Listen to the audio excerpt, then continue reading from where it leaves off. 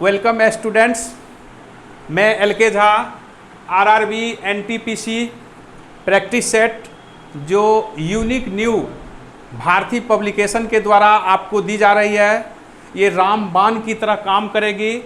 यदि रामबाण की तरह काम करेगी यदि आप प्रैक्टिस सेट के साथ ये वीडियो देखेंगे तो। इसलिए प्रकाशन ने आपके हित में आने वाली परीक्षा को देखते हुए डिस्कशन क्लास के भी निर्णय लिया है, और ये डिस्कशन क्लास प्रैक्टिस लेने वाले व्यक्तियों को निःशुल्क दी जाती है। इसमें हम RRB NTPC के मॉडल सेट 3 का GS पार्ट का डिस्कशन करने के लिए उपस्थित हुआ हूँ। इसमें पहला 61 प्रश्न है, समांतर अर्थव्यवस्था का अस्तित्व है। समांतर अर्थव्यवस्था का अस्तित्व है तो इस पर विकल्प हम देखेंगे। अर्थव्यवस्था को अधिक प्रतिस्पर्धा बनाना होता है, यह गलत है। मौद्रिक नीति को कम प्रभावी बनाता है, इसके अतिरिक्त है।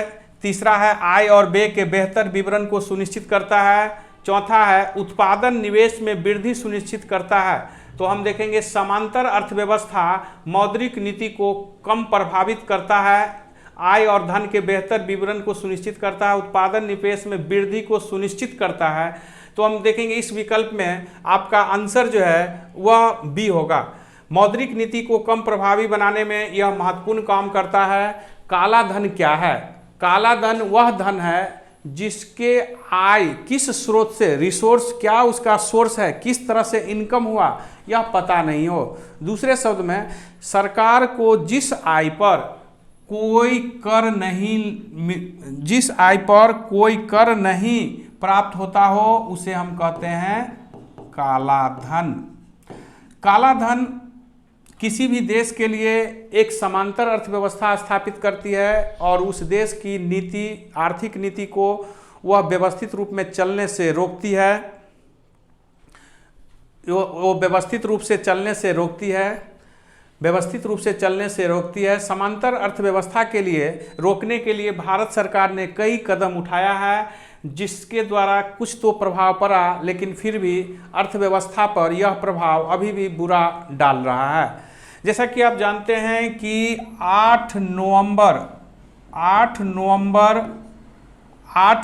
2016 में जो विमुद्रीकरण किया गया, इस विमुद्रीकरण का भी एक उद्देश्य था, वह मुख्य उद्देश्य था काला धन को रोकना। काला धन जिस पर सरकार को कोई टैक्स नहीं मिलता है। 62 प्रश्न है, गरीबी हटाओ और न्याय के साथ विकास के प्रमुख उद्देश्य किस पंचवर्षीय योजना का देन था? ध्यान दीजिएगा कि गरीबी हटाओ और गरीबी न्याय के साथ विकास की जो नारा है या उद्देश्य है, यह हम देखेंगे कि पांचवी पंचवर्षीय योजना का मुख्य उद्देश्य था।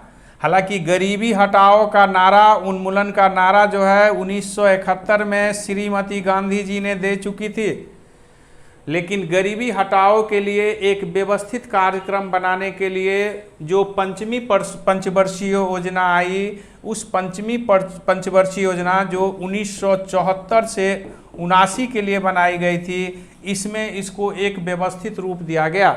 देखिएगा कि गरीबी हटाओ का नारा दिया तो 1971 में दिया। किसने दिया? तो इंदिरा गांधी ने दी। और गरीबी हटाओ का उद्देश्य निर्धारित किस पंचवर्षीय योजना में हुआ? तो आंसर देना पंचमी पंचवर्षीय योजना। योजना अवकाश क्या है? तो योजना अवकाश 1966 से 69 के बीच भारत में 3 साल जो है एक वर्षीय योजना हुआ।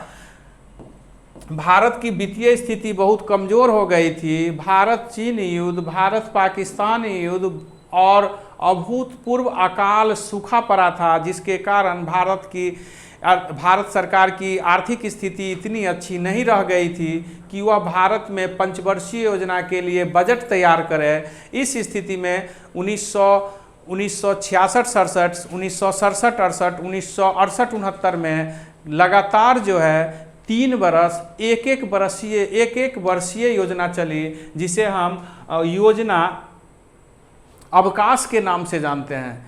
जब मोरारजी देसाई सरकार आई तो पंचमी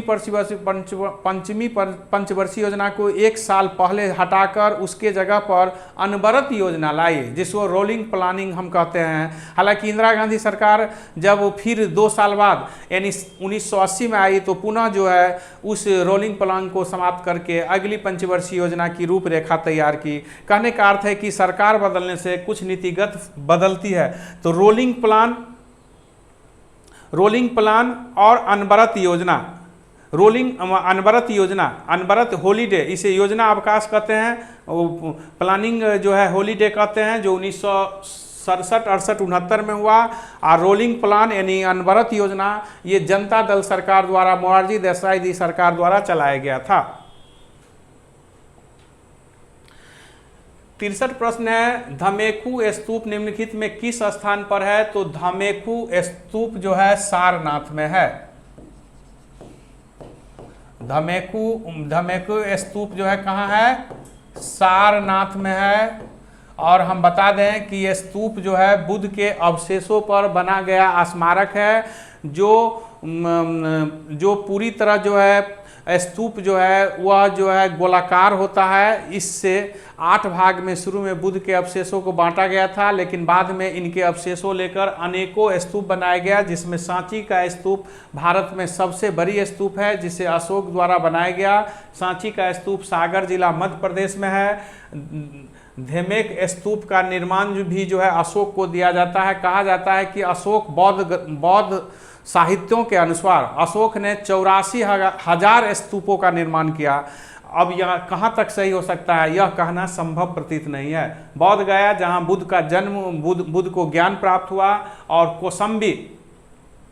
कोसंबी जो है जहाँ से अशोक के स्तंभ लेख मिला है। कोसंबी के स्तंभ लेख को रानी का अभिलेख भी कहा जाता है। 64 प्रश्न है, थोड़ा देखेंगे असहयोग आंदोलन कब चलाया गया? तो हम देखेंगे असहयोग आंदोलन जो चलाया गया वह 1 अगस्त 1920 से 12 फरवरी 1922 तक चलाया गया। थोड़ा आप देखेंगे इसको, इसमें थोड़ा डिफर है। असहयोग आंदोलन कब चलाया गया? तो असहयोग आंदोलन 1 अगस्त 1920 को शुरू हुआ और 12 फरवरी 1922 को समाप्त हुआ। जैसा कि हम जानते हैं कि असहयोग आंदोलन जिस दिन शुरू हुआ उसी दिन हमारे प्रथम ऑल इंडिया लेवल के प्रथम नेता तिलक की मृत्यु हो गई। और ये इस 1 अगस्त 1920 को जो असहयोग आंदोलन चलाया गया, जिसके कांग्रेस के विशेष अधिवेशन जो कलकत्ता में हुई थी, इसे स्वीकार कर लिया। और नागपुर में जब कांग्रेस की वार्षिक अधिवेशन हुआ, उस अधिवेशन में स्पष्ट रूप से असहयोग आंदोलन को अंतिम रूप से अनुमोदन कर दिया गया। असहयोग का अर्थ होता है सहयोग नहीं करना। इसमें 2 प्रकार से गांधी जी ने नीति अपनाया था, एक नकारात्मक था, दूसरा सकारात्मक था। नकारात्मक नीति के अंतर्गत था कि ब्रिटिश सरकार के हर प्रतीक के विरोध करना है, हमें असहयोग करना है, उसके स्कूल कॉलेज छोड़ना है, उनकी वहाँ काम करना छोड़ना है, उनकी जो प्रशासनिक सिस्टम है, उनकी न्यायिक सिस्टम है, उसका हम उपयोग नहीं करेंगे। और इसके लिए हजारों की संख्या में छात्र छात्राओं और विभिन्न पदों पर नियुक्त व्यक्तियों ने अपना अपना क्या किया, इस्तीफा दिया अथवा छोड़ दिया। दूसरा सकारात्मक था, रचनात्मक था, क्रिएटिव था। वह क्रिएटिव कार्य क्या था कि हम अपने लिए स्वदेशी के रूप में बहुत सारा काम करें। जिस तरह हम बहुत सारा जो है विद्यापीठ की स्थापना किया, जैसा बिहार विद्यापीठ, अभी भी देवघर विद्यापीठ, काशी विद्यापीठ, ऐसे पीठ की स्थापना हुआ। इसी समय में जो है हम चरखा, भारत के जो स्वतंत्रता का प्रतीक बन गया, राष्ट्रीय प्रतीक बन गया, वह चरखा के क्षेत्र में विकास किया गया। भारी मात्रा में उद्योग, छोटे छोटे लघु कुटीर उद्योग के विकास पर ध्यान केंद्रित किया गया। गांधी जी और अन्य नेता में एक बहुत बड़ी अंतर था कि गांधी जी सिर्फ अंग्रेज के विरुद्ध ही युद्ध नहीं करते थे, बल्कि समाज को स्वावलंबी बनाने के लिए, सामाजिक आर्थिक रूप से अधिक बेहतर बनाने, मजबूत बनाने पर भी कार्य करते थे। जैसा कि हम जानते हैं कि जब असहयोग आंदोलन चल ही रही थी, उसी समय एक बहुत बड़ी घटना हो गई गांधी जी के विचार के विपरीत। वह थी 5 फरवरी 1922 को चोरा चोरी गोरखपुर में पुलिस स्टेशन पर 22 पुलिसकर्मी एसआई सहित जला दिया गया, जिसके कारण हम देखेंगे बरदौली से 12 फरवरी 1922 को गांधी जी ने असहयोग आंदोलन वापस ले लिया। 65 है भूमध्य रेखा निम्नलिखित में किस देश होकर नहीं गुजरती है?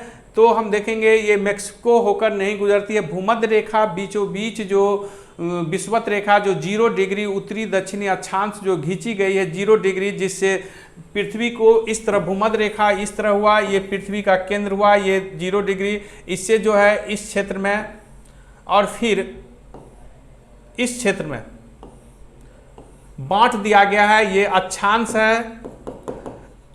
है, ये 0 डिग्री हुआ, ये 23.1/2 डिग्री हुआ। इसी तरह से नीचे क्रमशः बांटा गया है, ये 90 डिग्री हो जाएगा, फिर ये भी 90 डिग्री हो जाएगा, यहाँ भी 23.8/2 डिग्री होगा। इस तरह से जो ग्लोब पर बनाया गया है रेखा, इसे हम भूमध्य रेखा या विषुवत रेखा कहते हैं। विषुवत रेखा पे तापांतर अधिक नहीं होता है, विषुवत रेखा में जैव विविधता अधिक पाया जाता है।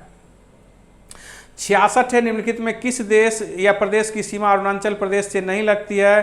तो हम देखेंगे कि अरुणाचल प्रदेश से जो है इस क्षेत्र में हम सीमा दिया हुआ है, 4 विकल्प आपके दिया गया है कि कौन सी सीमा नहीं लगता है। तो नागालैंड का सीमा जो है अरुणाचल प्रदेश से नहीं लगता है। अरुणाचल प्रदेश भारत और चीन के बीच भारी विवाद का केंद्र अभी बन गया है। अरुणाचल प्रदेश के तवांग क्षेत्र को चीन अपना क्षेत्र बताता है, वे नक्शा पर दिखाता है। त्रिपुरा 3 ओर से जो है, त्रिपुरा 3 ओर से नेपाल से घिरा हुआ है। असम जो है वह हम देखेंगे कि असम भूटान नेपाल से जुड़ा हुआ है। सिक्किम जो है पश्चिम बंगाल भूटान और चीन से जुड़ा हुआ है। अच्छन महाराज निम्नलिखित किस क्षेत्र से संबंधित है? तो नृत्य से संबंधित है। कथक शास्त्रीय नृत्य, शास्त्रीय नृत्य से अच्छन महाराज, लच्छू महाराज, अच्छन महाराज आदि जो है कथक शास्त्रीय नृत्य से जुड़ा हुआ है। कथक शास्त्रीय नृत्य उत्तर भारत का शास्त्रीय नृत्य है।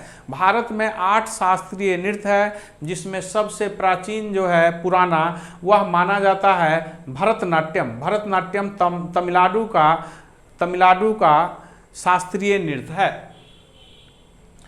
68 है कुपिका के भीतर गुब्बारे जैसी संरचना किससे संबंधित है? तो फेफड़ों में कुपिका पाई जाती है, जो गुब्बारे जैसी संरचना है। जब हम हवा से किसी चीज को फुलाने का प्रयास करते हैं, फूंकते हैं, उस समय कुपिका जो है वो बेलून की आकार का लेता है। ब्रिक जो हमें नेफ्रॉन जिसकी इकाई है, ब्रिक किडनी जो हमें रक्त को शुद्ध करने में महत्वपूर्ण कार्य करता है। यकृत शरीर का सबसे बड़ा ग्रंथि है, लगभग 1.5 से 2 किलो इसकी वजन होती है। यहीं से पित्त जो हमें भोजन पचाने में कार्य आता है वह निकलती है। हृदय, मानव के हृदय 4 वेशमी होती है, यानी इनके हृदय में 4 चेंबर होते हैं। 69 है संपदा, कृषि प्रसंस्करण क्लस्टर के कृषि समुद्री प्रसंस्करण विकास योजना में PMKSY नाम दिया गया है। PMKSY में के का अर्थ होता है किसान। प्रधान मंत्री किसान सिंचाई योजना, इसका पूरा नाम है PMKSY का प्रधानमंत्री किसान सिंचाई योजना, जो 1 जुलाई 2015 को शुरू हुआ। ये PMKSY योजना के द्वारा किसानों के सिंचाई को बेहतर कर उसे खाद्य प्रसंस्करण आदि में बढ़ावा लाने के लिए किया गया। 70 प्रश्न है नेपाल का क्षेत्रफल है, तो नेपाल का क्षेत्रफल जो है हम देखेंगे डी आंसर होगा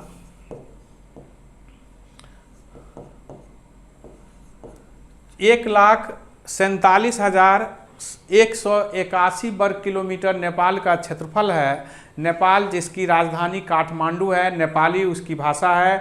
बड़ी ही उल्लेखनीय है कि अष्टम सूची में भारत सरकार, हमारी संविधान जो है उसकी अष्टम सूची में भी नेपाली भाषा को 1992 में 71वां संविधान संशोधन द्वारा जोड़ा गया। नेपाल का तराई क्षेत्र में मधेसी अधिक रहते हैं और जिनका सांस्कृतिक कल्चर जो है वह बिहार से, उत्तर प्रदेश से अधिक जुड़ता है, यानी भारत से जुड़ता है। मैथिली भाषा भी नेपाल में काफ़ी लोकप्रिय भाषा है। नेपाल और भारत के बीच कुछ बातों को लेकर नेपाल जो है अभी विवाद का केंद्र बना दिया है कुछ भारतीय क्षेत्र को। 71 है, निम्नलिखित में किसकी इलेक्ट्रॉनिक बंधुता सबसे कम होता है? तो आर्गन, आक्रिय गैस का जो है इलेक्ट्रॉनिक बंधुता सबसे कम होता है। आर्गन गैस जो आपका विकल्प है, आर्गन गैस में इलेक्ट्रॉनिक बंधुता सबसे कम होता है। क्लोरीन की इलेक्ट्रॉनिक बंधुता क्या होता है? सबसे अधिक होता है। सबसे कम आर्गन का होगा और सबसे अधिक किसका होगा? क्लोरीन का होगा। क्लोरीन का जो है इलेक्ट्रॉनिक बंधुता सबसे अधिक होती है फ्लोरीन के इलेक्ट्रॉनिक ऋणात्मकता सबसे क्या होती है? अधिक होती है। किसका? फ्लोरीन का। और ब्रोमीन जो है एकमात्र अधातु है जो द्रव अवस्था में होता है। 22 अधातु का उल्लेख मिलता है जिसमें ब्रोमीन जो है द्रव अवस्था में पाए जाने वाला है। 72 प्रश्न है अम्ल के विषय में दिए गए कथन है, इस पर हम लोग को विचारना है कि अम्ल वे लाल लिटमस पत्र को नीला कर देता है, वे नीले लिटमस पत्र को लाल कर देता है। दूसरा सेंटेंस सही होगा, पहला गलत होगा। तीसरा है उसका परीक्षण पीएच मान 7 से कम होता है। तो इस स्थिति में हम देखेंगे आपका बी विकल्प होगा जो 2 और 3 है, ये सही आंसर है। तो आप देखेंगे कि पहला विकल्प है वो क्यों नहीं होगा, तो वह क्षार के लिए है। क्षार का जो है लाल लिटमस पत्र को नीला करता है, वह क्षार करता है। अम्ल स्वाद में खट्टा होता है, क्षार जो है वह स्वाद में कड़वा होता है। पीएच मान को हम इस तरह से देख सकते हैं कि पीएच मान यदि 7 है, पीएच मान यदि 7 है तो वह उदासीन विलयन होगा।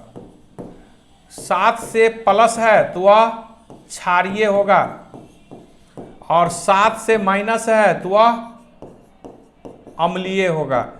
0 से 14 तक जो है पीएच मान निर्धारित की जाती है। 73 है भारत के नियंत्रक एवं महालेखा परीक्षक अपनी ऑडिट का विवरण किसको देते हैं? तो हम देखेंगे कि वे ऑडिट का विवरण को तो राष्ट्रपति को देते हैं और राष्ट्रपति के तरफ से सदन में वित्त मंत्री रखते हैं। 148 से 151 तक नियंत्रक एवं महालेखा परीक्षक का उल्लेख है। 148 अनुच्छेद के अधीन राष्ट्रपति नियंत्रक एवं महालेखा परीक्षक की नियुक्ति करते हैं।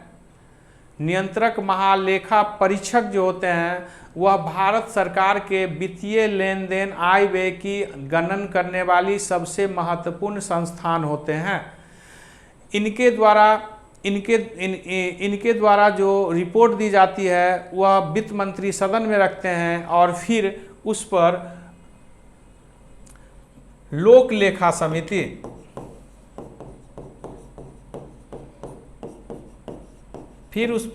लेखा समिति विचार करती है। तो लोक लेखा समिति के अध्यक्ष हमेशा विपक्षी दल के नेता में से कोई होते हैं। ऐसा कोई संविधान या कानूनी नहीं है, लेकिन ऐसा एक स्वस्थ परंपरा सी चली है। नियंत्रक एवं महालेखा परीक्षक की नियुक्ति 6 वर्ष या 65 वर्ष की उम्र के लिए किया जाता है। अभी जो है राजीव महर्षि के हटने के बाद नियंत्रक महालेखा परीक्षक जो जम्मू कश्मीर जो वहाँ मुर्मू थे उनको बनाया गया है, जो अभी हमारे भारत के केक के प्रधान हैं। 74 किस संवैधानिक संशोधन अधिनियम में दल बदल कानून पारित किया गया था? तो दल बदल कानून जो है 52 अमेंडमेंट द्वारा 1985 ईस्वी में राजीव गांधी सरकार द्वारा लाया गया। दल बदल कानून के द्वारा एक बड़ी ही महत्वपूर्ण परिवर्तन हुआ। संविधान जो है उसमें 10वीं अनुसूची जोड़ी गई। 10वीं अनुसूची का संबंध किससे है? तो दल बदल कानून से है। दल बदल कानून के अंतर्गत नेता जो अपने दल के आस्था रखने से बाहर हो जाते हैं, वे दूसरे दल में चले जाते हैं, उन्हें रोकने के लिए यह कानून बनाया गया था। जिस समय यह कानून बनाया गया था उसमें यह नियम था कि किसी भी दल को दूसरे दल में या बाहर होने के लिए कम से कम 1/3 सदस्यों का समर्थन होना अनिवार्य होगा। बाद में इसमें परिवर्तन लाया गया। राजीव गांधी सरकार द्वारा यह कदम उठाया गया था। 75 प्रश्न है, जब प्रकाश संश्लेषण के लिए कार्बन डाइऑक्साइड की आवश्यकता नहीं होती है तो पौधा रंध्र को बंद क्यों कर देता है? तो इसका उत्तर है कि पानी के नुकसान को रोकने के लिए जब प्रकाश संश्लेषण की क्रिया नहीं होती है, प्रकाश संश्लेषण के लिए कार्बन डाइऑक्साइड की आवश्यकता नहीं होती है तो पौधे रंध्र को बंद कर देती है, ताकि पानी के नुकसान जो है पानी खर्च करने से, व्यय होने से रोका जा सके। जैसा कि आप जानते हैं प्रकाश संश्लेषण की क्रिया प्रकाश सूर्य के प्रकाश में होती है और जिसमें कार्बन डाइऑक्साइड जो है अवशोषित होती है। सूर्य का प्रकाश, जल, कार्बन डाइऑक्साइड यह जो है महत्वपूर्ण है जो अवशोषित होती है। इसके अतिरिक्त कार्बन डाइऑक्साइड, जल और सूर्य प्रकाश के अतिरिक्त क्लोरोफिल का होना कार्बन प्रकाश संश्लेषण के लिए अनिवार्य है। फोटोसिंथेसिस की क्रिया के लिए क्लोरोफिल का होना अनिवार्य है। क्लोरोफिल जो है ये पत्ती में, पौधे के पत्तियों में पाए जाने वाला एक मैग्नीशियम की परमाणु जो लाल, हरा और बैंगनी रंग को मुक्तः ऑब्जर्व करता है। 76 है, नीति आयोग क्या है? तो नीति आयोग एक जो आपका प्रश्न है उसके अनुसार इसे हम कह सकते हैं कि असंवैधानिक संस्थान है, क्योंकि संविधान में नीति आयोग का उल्लेख नहीं है। जैसा कि आप जानते हैं कि 1 जनवरी 2015 को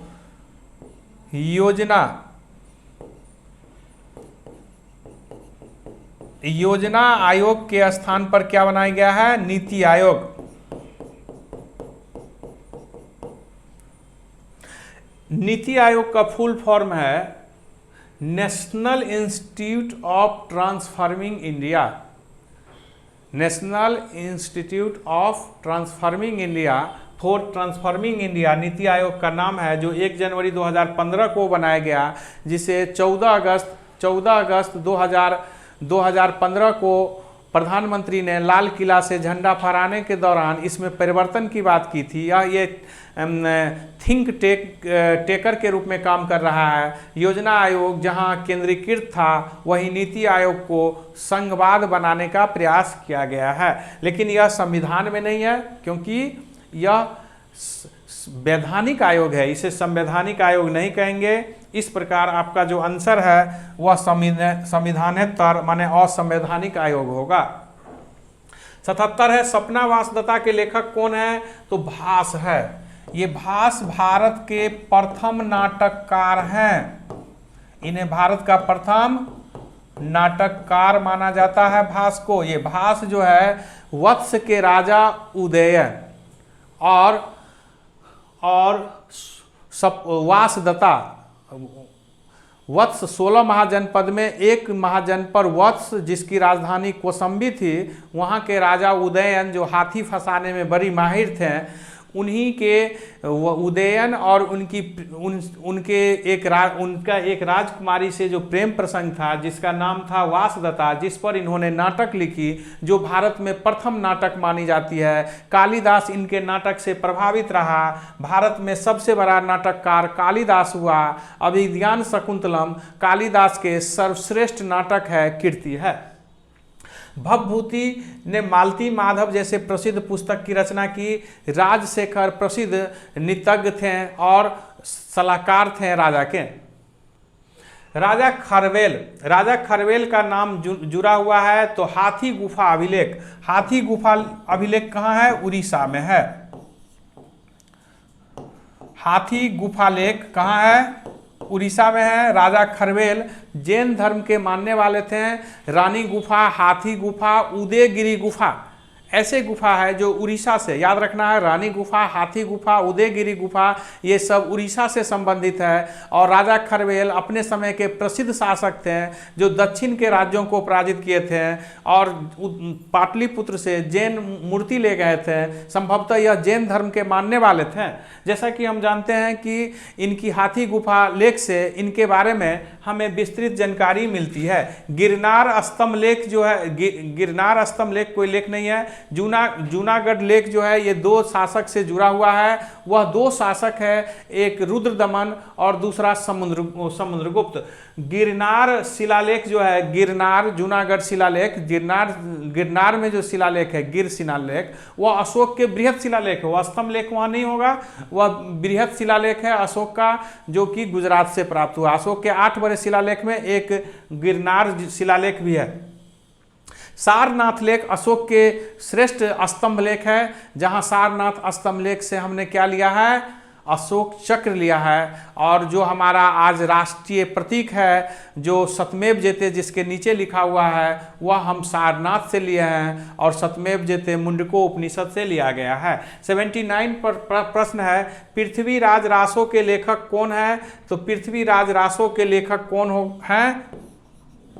चंदबरदाई। ये चंदबरदाई कौन थे? तो ये लाहौर के रहने वाले थे, इनका घर था लाहौर।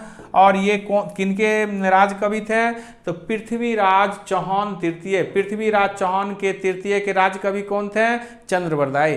चंद्रबरदाई ने पृथ्वीराज रासो पुस्तक लिखी, जो प्रारंभिक हिंदी की प्रथम पुस्तक मानी जाती है, प्रबंधक के रूप में ये मानी जाती है।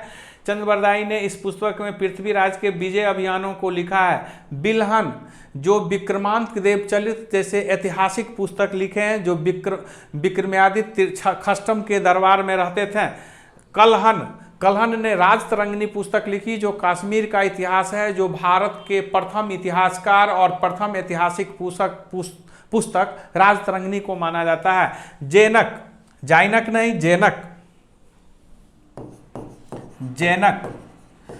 जैनक के द्वारा लिखा गया पृथ्वीराज विजय। ध्यान दीजिएगा, पृथ्वीराज रासो, चंद्रबरदाई और पृथ्वीराज विजय जैनक ने एक और प्रसिद्ध पुस्तक लिखी जो लोक गायन का आज भी विषय रहा है, वह है अल्लाह उदल खंड। भारत में गे भाषा में, गीत भाषा में, संगीत भाषा में लिखी गई पहली पुस्तक है जैनक द्वारा अल्लाह उदल खंड। 80 है, खजुराहो मंदिर स्थापत्य के निर्माण में सहयोग देते हैं। तो खजुराहो मंदिर स्थापत्य के ये चंदेल वंश के द्वारा, चंदेल शासकों के द्वारा खजुराहा का जो है मंदिर बनाया गया, जिस मंदिर में सबसे महत्वपूर्ण मंदिर जो है वह कंदरिया महादेव का मंदिर है। चतुर्भुज विष्णु मंदिर भी बहुत महत्वपूर्ण है। खजुराहा का मंदिर वह छतरपुर जिला मध्य प्रदेश में है, छतरपुर जिला मध्य प्रदेश में है। खजुराहा मंदिर में अश्लीलता का चित्रण मिलता है। प्रारंभ में चंदेल वंश की राजधानी महोबा कलिंजर थी, बाद में वह राजधानी खजुराहा हो गया और यहाँ पर इन्होंने कलाकृतियों का निर्माण करवाया। चौहान वंश में अजमेर के चौहान वंश सबसे प्रसिद्ध रहा, जिसके वासुदेव संस्थापक है। चंदेल वंश के संस्थापक नूनक है। गुर्जर प्रतिहार वंश के वत्सराज प्रथम संस्थापक है। परमार वंश के संस्थापक उपेंद्र राज था। 81 प्रश्न है, विजय राज के राजा कृष्णदेव राय ने गोलकोंडा का युद्ध किस राजा के साथ लड़ा? तो कुतुब शाह के साथ जो है, बीजापुर के शासक के साथ गोलकोंडा का युद्ध जो है, गोलकुंडा का युद्ध जो है ये गोलकुंडा के साथ लड़ा गया। ये कुली कुतुब शाह हैं। विजयनगर के कृष्णदेव राय विजयनगर के सबसे प्रसिद्ध राजा हुआ। 1509 से 1529 तक इनका शासनकाल रहा। इन्होंने अपने चारों दिशा में विभिन्न राजाओं को पराजित किया। भटकल में ये पुर्तगाली गवर्नर से मिलकर इन्हें वहाँ रहने के लिए जगह दिया, बशर्ते वह अच्छे नस्ल के घोड़ा इन्हें उपलब्ध करावे। विजयनगर के कृष्णदेव राय के समय विजयनगर अपने चतुर्दिश विकास के लिए जाना जाता है। ये विद्वान लेखक भी थे। जामवती कल्याणम संस्कृत में इन्होंने नाटक लिखी और अमुक्त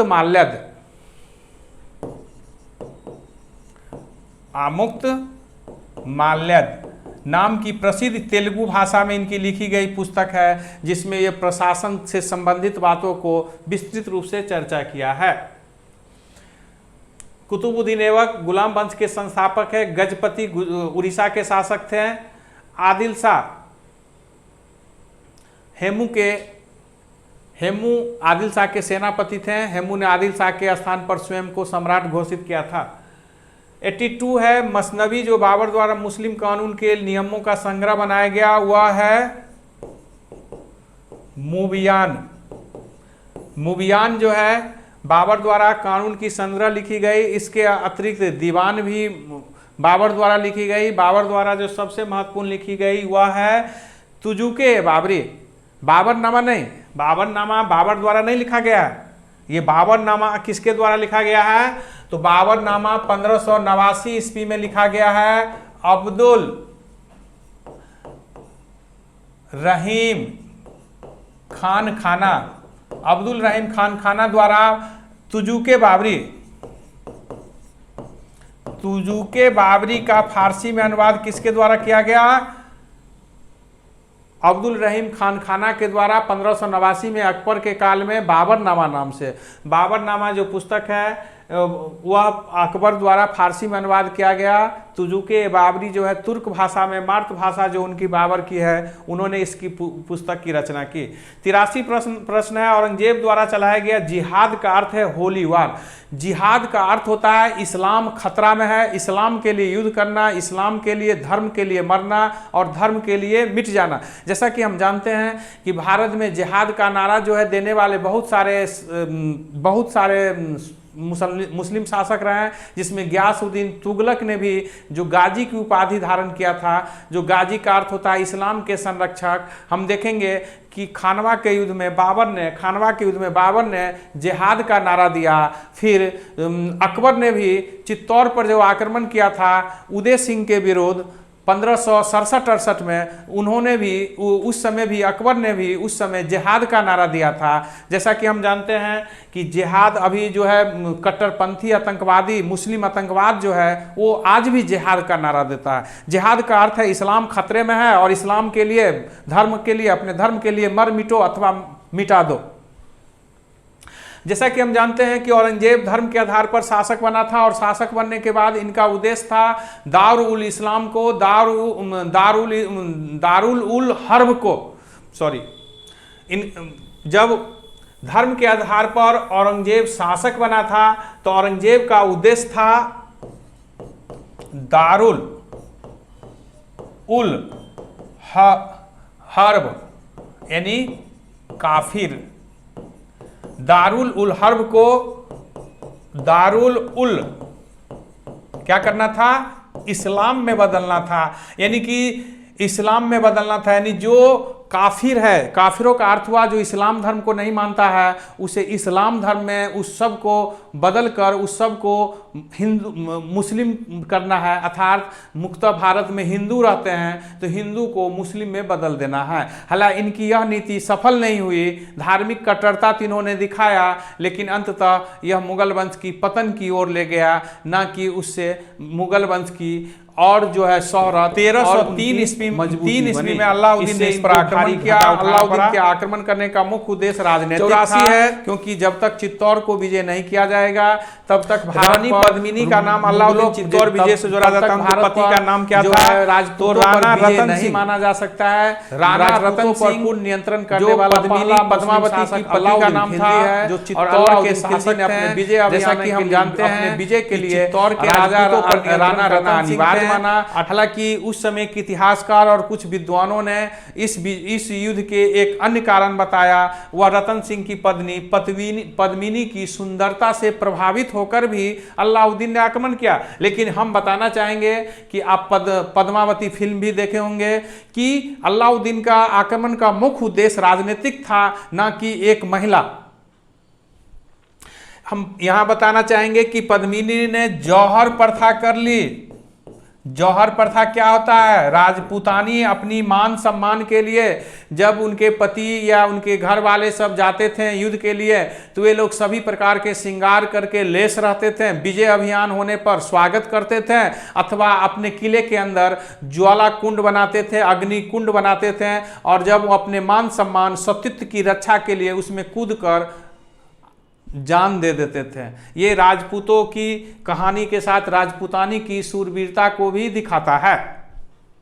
महाराणा प्रताप जिन्होंने अकबर की अधीनता नहीं माना, महाराणा प्रताप ने अकबर की अधीनता मानने से इनकार कर दिया। भले ही कठोर संघर्ष किया, लेकिन स्वाभिमान के साथ बना रहे। कुछ समय को छोड़कर वो हल्दी घाटी युद्ध जो 18 जून 1576 में हुआ था, हल्दी घाटी का युद्ध जो गोगंडा दर्रा में 18 जून 1576 को हुआ, उस युद्ध में महाराणा प्रताप भले ही मुगल से घिर जाने के कारण जंगल में चले गए, लेकिन 1582 के बाद पुनः अपने क्षेत्र जीतकर मजे में शासन करते रहे। तो कहने का है कि महाराणा प्रताप ने अकबर की अधीनता स्वीकार नहीं किया।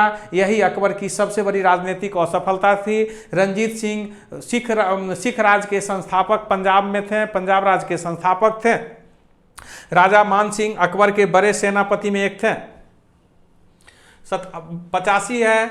1921 में मोपला आंदोलन किसकी शाखा थी? तो मोपला आंदोलन जो हम देखेंगे खिलाफत आंदोलन से संबंधित हो सकता है।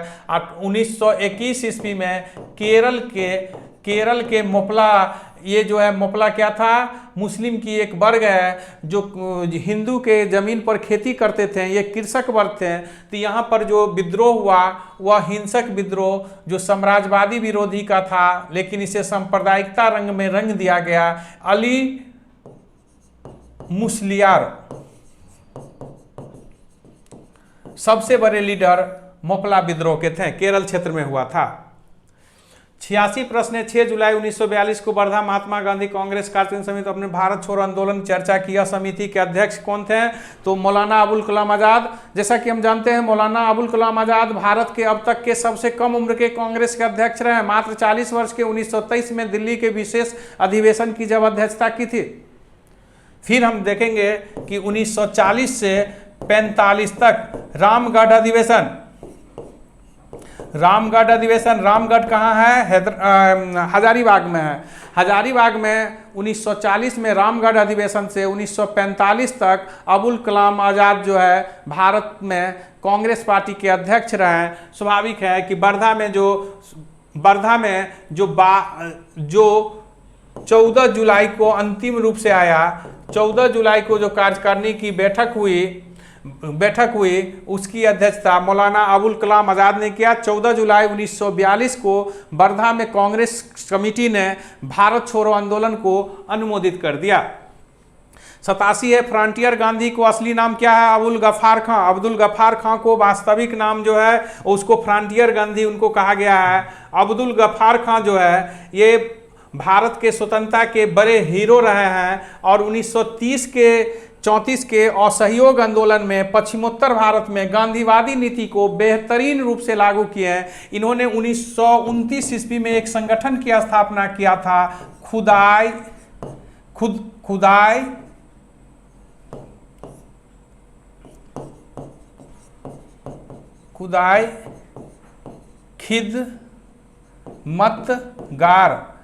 खुदाई खिदमतगार पार्टी के, जिसके लगभग 4000 कार्यकर्ता थे, जो रेड शर्ट लाल कुर्ती आंदोलन के नाम से भी यह जाना जाता है, रेड शर्ट मूवमेंट के नाम से भी जाना जाता है। खुदाई खिदमतगार पार्टी की स्थापना बनाए थे अब्दुल गफ्फार खां, जिनमें लगभग 4000 इनके स्वयंसेवी व्यक्ति थे जो गांधीवादी नीति को पश्चिमोत्तर भारत में लागू किए हैं और इसी कारण इसे फ्रंटियर गांधी कहा गया। हालांकि ये जैसा कि जानते हैं कि 1947 में भारत जब विभाजन हुआ उसके ये बहुत बड़े विरोधी थे, विभाजन के विरोधी थे। 88 अगस्त 1923 में बनारस हिंदू महासभा अधिवेशन की अध्यक्षता स्वामी श्रद्धानंद ने किया। स्वामी श्रद्धानंद आर्य समाज के बड़े लीडर थे और बड़ी दुर्भाग्य रूप स्वामी श्रद्धानंद का जो है 1924 ईस्वी में सांप्रदायिकता के आधार पर हत्या कर दिया गया। हिंदू महासभा की स्थापना 1915 ईस्वी में पंडित मदन मोहन मालवीय द्वारा किया गया। राजेंद्र प्रसाद 1934 में कांग्रेस के बॉम्बे अधिवेशन की अध्यक्षता किया और इन्हें सुभाष चंद्र बोस के त्याग पद देने के बाद भी अध्यक्ष बनाया गया। लाला लाजपत राय को शेरे पंजाब कहते हैं। ये पीएनबी और इंश्योरेंस कंपनी की स्थापना में भी महत्वपूर्ण योगदान दिए। 89 दयानंद सरस्वती द्वारा स्थापित किया गया। तो दयानंद सरस्वती द्वारा 1875 ईस्वी में आर्य समाज की स्थापना किया गया। सत्यार्थ प्रकाश आर्य समाज की सबसे महत्वपूर्ण पुस्तक है। इसे आर्य समाज की बाइबिल कहते हैं। प्रार्थना सभा की स्थापना 1867 में आत्माराम पंडुरंगा और एमजी रनाडे द्वारा किया गया। ब्रह्म समाज की स्थापना राजा राम मोहन राय द्वारा किया गया। बहुजन समाज के मुकुंद दास द्वारा किया गया। 90 उपन्यास दुर्गेश नंदिनी का लेखक है। तो दुर्गेश नंदिनी का लेखक जो है यह बंकिम चंद्र चटर्जी है। दुर्गेश नंदिनी का लेखक बंकिम चंद्र चटर्जी है। बंकिम चंद्र चटर्जी जिन्होंने आनंद मठ नाम के उपन्यास लिखी। आनंद मठ उपन्यास में सन्यासी विद्रोह का चर्चा है, जो भारत का प्रथम विद्रोह, सन्यासी विद्रोह, जो मुनि महात्माओं ने तीर्थ यात्रा कर आदि लेकर किया और इस पर उसी में जो है वंदे मातरम पहली बार प्रकाशित हुआ।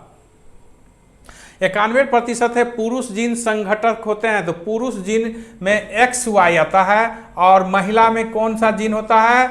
महिला में XX होता है। यही XX पुरुष के जीन जो होते हैं, ये जो है जीन जो होते हैं वंश के लिए जो है पुरुष के जीन जिम्मेदार होते हैं। यदि XY आता है तो वह पुरुष होता है और यदि XX रह जाता है तो वह लड़की होती है। यानी जब कोई गर्भ धारण करती है उस समय यदि X जीन Y जीन से मिल गया तो वह पुरुष जन्म लेगा, वह लड़का होगा, और यदि XX से जुड़ा तो उस समय जो जन्म लेगा वह लड़की होगा। कहने का अर्थ है एक XX है और YX है। यदि इस X से ये X जुड़ गया तो उस स्थिति में लड़की होगी, और यदि X से Y जुट गया तो उस स्थिति में जो जन्म लेगा वह लड़का होगा। यानी लिंग निर्धारण में पुरुष का जीन महत्वपूर्ण होता है। जीन वह होता है जो पीढ़ी दर पीढ़ी एक पीढ़ी से दूसरे पीढ़ी को हस्तांतरित होता है, आनुवांशिकता को बनाए रखता है। 92 है निम्न रक्त वर्ग में सर्वार्थिक दाता यूनिवर्सल डोनर कहा जाता है। तो O समूह वर्ग रक्त समूह O को सर्व यूनिवर्सल डोनर कहा जाता है। जैसा कि हम जानते हैं कि कार्ल लिनिस्टर ने 1940 में जो है इसमें RS फैक्टर की भी खोज किया। हम ग्रुप जो है एंटीजन और एंटीबॉडीज के आधार पर हम ग्रुप की वर्गीकरण और उसके प्रकार निर्धारित करते हैं। AB जो होता है सर्वार्थिक रिसीवर होता है, लेने वाला होता है, वो सर्वाधिक देने वाला होता है। ग्रुप को हम रक्त के समूह को A, B, O और AB में बांटते हैं। जिस तरह हम जानते हैं कि रक्त समूह जो है यह संयोजी उक्त है, यह सहवानी उक्त है और संयोगी उक्त है। 93 प्रकाश संश्लेषण होता है। तो प्रकाश संश्लेषण के लिए दिन में होना जरूरी है, क्योंकि प्रकाश संश्लेषण के लिए सूर्य की रोशनी जरूरत है और सूर्य की रोशनी दिन में होती है। प्रकाश संश्लेषण के लिए 4 कारक का होना बहुत जरूरी है। एक जो है CO2 का होना है, जल का होना है, क्लोरोफिल का होना है और सूर्य का प्रकाश का होना है। तो हम देखेंगे कि सूर्य का प्रकाश रात्रि में नहीं दिन में होगी, तो प्रकाश संश्लेषण क्रिया जब भी होगी वह दिन में होगी। प्रकाश संश्लेषण क्रिया में CO2 ऑब्जर्व होता है और O2 यानी ऑक्सीजन मुक्त होता है। 94 है प्रकाश संश्लेषण में कौन सा गैस आवश्यक है? तो प्रकाश संश्लेषण के लिए CO2 गैस आवश्यक है, ऑक्सीजन जरूरत नहीं है क्योंकि ऑक्सीजन मुक्त होता है। CO कार्बन मोनोडाइऑक्साइड जो है ये कल कारखाने और वाहन से निकलने वाले धुएं में मुक्त गैस है, जो फेफड़ा और फेफड़ा कैंसर के कारण बनते हैं। 95 है जीव विकास को सर्वप्रथम किसने समझाया?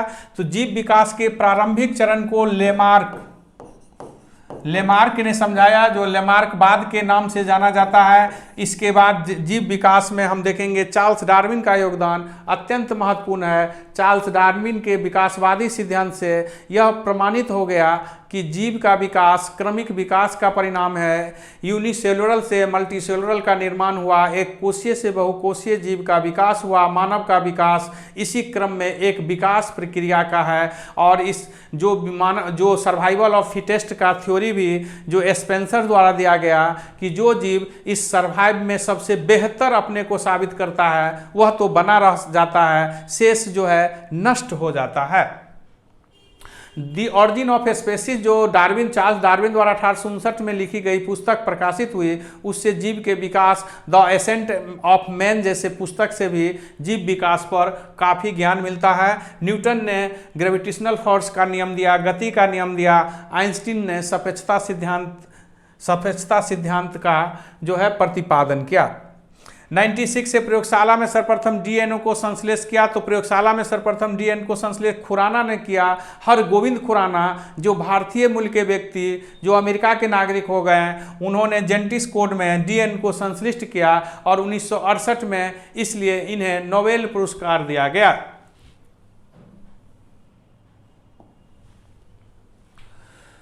97 में पानी का घनत्व अधिकतर तो 4 डिग्री सेल्सियस पर पानी का घनत्व जो है माइनस नहीं 4 डिग्री सेल्सियस पर ए आंसर होगा। सबसे अधिक होता है किसी वस्तु के जो गर्म करने पर जो परिवर्तन आता है आयतन में, पानी में और असाधारण सी थोड़ी बात होती है प्रसार में। पानी में घनत्व जो है 4 डिग्री पर सबसे अधिकतम होती है, उसके बाद जो बढ़ते हैं तो घटने लगता है। 98 देखिए, अब हम लोग 98 क्वेश्चन देखेंगे। किस धातु को बनाया गया मिश्र धातु एलॉय हवाई जहाज तथा रेल के डिब्बों के पुर्जों में काम आता है? तो इसका उत्तर होगा एल्युमिनियम।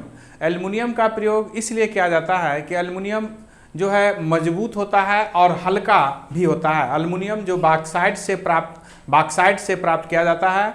एल्युमिनियम बॉक्साइट जो सर्वप्रथम बॉक्स नाम के क्षेत्र फ्रांस में प्राप्त किया गया है, इसलिए इसका नाम बॉक्साइट पड़ा। एल्युमिनियम जो मजबूत और चमकीले धातु भी है, इसका प्रयोग इनमें किया जाता है। जैसा कि हम जानते हैं कि तांबा का प्रयोग हम बिजली में अधिक करते हैं क्योंकि तांबा विद्युत का बेहतर सुचालक है। लोहा में जब हम कार्बन मिलाते हैं तो स्टेनलेस स्टील का निर्माण होता है। 99 है भारत के किस राज्य में चांदी उपलब्धता होती है? तो भारत के आंध्र प्रदेश में चांदी की उपलब्धता होती है। चांदी आंध्र प्रदेश, राजस्थान, उड़ीसा आदि क्षेत्रों में पाया जाता है। चांदी विद्युत का सबसे बेहतर सुचालक है, इसीलिए सोलर प्लेट के कनेक्टिविटी में जो है सोलर प्लेट तो सिलिकॉन का होता है, लेकिन सोलर प्लेट का कनेक्टिविटी जो होती है वह चांदी का उसमें प्रयोग किया जाता है। चांदी के उत्पादन में मैक्सिको सबसे महत्वपूर्ण है। चांदी सबसे अधिक उत्पादन होती है मैक्सिको में। क्वेश्चन 100 है किस गैस को अश्रु गैस की तरह काम में लेते हैं? तो SO2 को हम अश्रु गैस के रूप में लेते हैं। जब विद्रोह या आंदोलन अव्यवस्थित होने लगती है और नियंत्रित, तो उसको नियंत्रित करने के लिए भी पुलिस प्रशासन अश्रु गैस का प्रयोग करते हैं। SO2 भी अश्रु गैस की तरह काम करता है। उसमें क्लोरोफिलोन लियोस नाम पाया जाता है जो कि आंसू गैस के रूप में काम आता है, जिससे कि नियंत्रण किया जा सके। SO2 अम्लीय वर्षा के लिए भी जिम्मेदार होते हैं। SO2, SO3, NO2 आदि जो है अम्लीय वर्षा के लिए भी जिम्मेदार होते हैं, जिससे भारी क्षति होती है जीव जंतु और पेड़ पौधे को, जिसे हम जलीय दूषित भी कह सकते हैं। धन्यवाद।